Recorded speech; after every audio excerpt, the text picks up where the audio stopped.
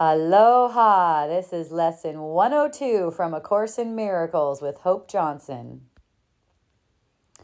I share God's will for happiness for me. You do not want to suffer. You may think it buys you something and may still believe a little that it buys you what you want. Yet this belief is surely shaken now, at least enough to let you question it and to suspect it really makes no sense. It has not gone as yet, but lacks the roots that once secured it tightly to the dark and hidden secret places of your mind. Today we try to loose its weakened hold still further, and to realize that pain is purposeless, without a cause and with no power to accomplish anything. It cannot purchase anything at all. It offers nothing and does not exist. And everything you think it offers you is lacking in existence like itself. You have been slave to nothing. Be you free today to join the happy will of God. For several days, we will continue to devote our periods of practicing to exercises planned to help you reach the happiness God's will has placed in you. Here is your home, and here is your safety. Here is your peace, and here there is no fear. Here is salvation. Here is rest at last. Begin your practice periods today with this acceptance of God's will for you. I share God's will for happiness for me, and I accept it as my function now. Then seek this function deep within your mind, for it is there, awaiting but your choice. You cannot fail to find it when you learn it is your choice and that you share God's will. Be happy, for your only function here is happiness. You have no need to be less loving to God's Son than He whose love created Him as loving as Himself. Besides these hourly 5-minute rests, pause frequently today to tell yourself that you have now accepted happiness as your one function, and be sure that you are joining with God's will in doing this. Yes, so right at the beginning, this is really potent here. You do not want to suffer. You may think suffering buys you something and may still believe a little that it buys you what you want. And that's the whole ego hook. A memory might come up of someone doing something to you and it immediately hooks you. It's like they did this to me. And so then if you believe that thought, the hook is you believing it's a choice. If you believe that thought that they did something to you in the past, then you're going to be attracting thoughts that are similar in frequency.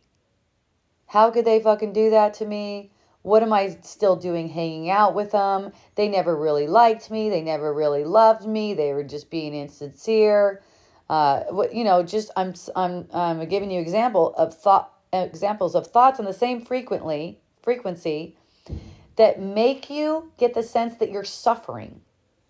So you don't really want to suffer, but you're thinking that these thoughts at this low frequency vibration that are basically attacking your brother, God's Son, who He loves just as much as He loves Himself, these thoughts that seem to be attacking your brother seem to be something that you want. And that's because you think they're going to buy you something, some kind of protection in the world.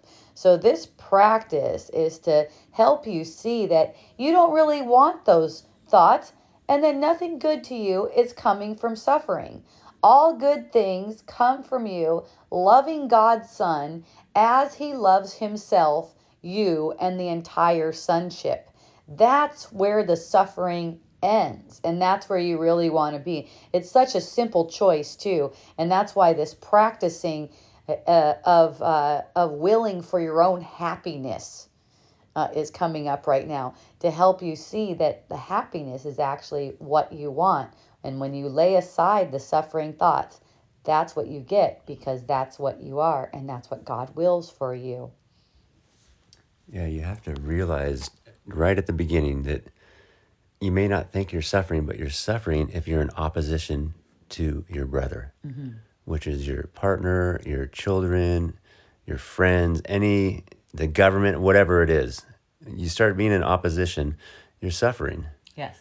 And the thoughts are really subtle. They'll just pop into your head that that person did something, they're this or that.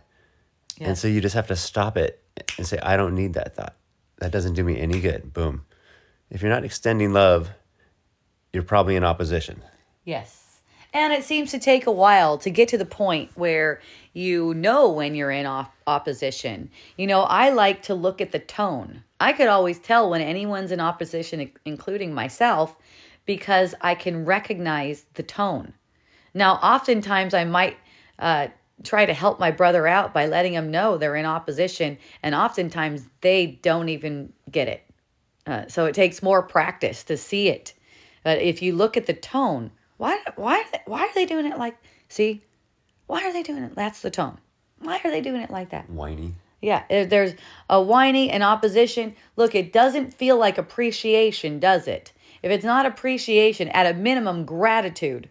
If it's not gratitude, it's fear.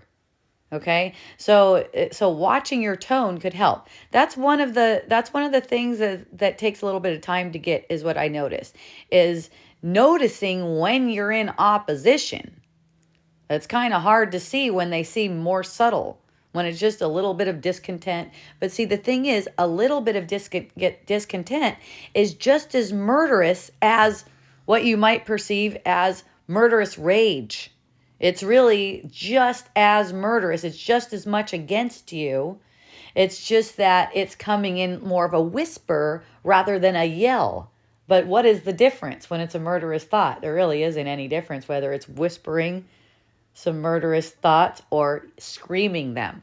So this lesson, I share God's will for happiness with me, is to help you get attuned to what is really happiness. And do I want that, or would I prefer to keep this suffering thing? Yeah, Hope has some good advice that she's worked on through the years. When she gets triggered, I've kind of taken on this advice. When I get triggered, the first thing I'll say is, oh, thank you. And that like diffuses the ego's jump start to start projecting. Right, in gratitude. Right. It's like the ego is not grateful. It's not capable of being grateful. So you're talking about basically lack of gratitude that you're perceiving. So extending gratitude, it shakes the ego. It's almost like a little earthquake, right? Puts them back to sleep. Yeah. Yeah. Can't take the gratitude. Right. It's like, okay, you don't need me for this. Let me know when you're out of gratitude again, then I'll help you out to stay there. And this is pretty potent because we're staying in California in a $2 million house surrounded by other $2 million houses, and just the amount of suffering that all the people here are doing is crazy. I just nicknamed it the suffering suburbs. Suffering suburbs. And that's kind of what the world's going through, man. Yeah, that's a good reflection. It shows us this is what we taught the world, to suffer. Right. So whenever I get the perception of people suffering, all that does is strengthen my devotion to helping release the world from the suffering that I taught it. Everything that we perceive is coming from our own mind, including the perception of other people suffering. They're not really suffering. They're just kidding. They're suffering in a dream, just like you tend to do from time to time. Mm-hmm. And the more you alleviate your own suffering, the more you help them to see clearly, which is also what they really want. Helping each other. This is how we get out of it. That's it. Yeah, we're on our way. We love you. Have a beautiful practice.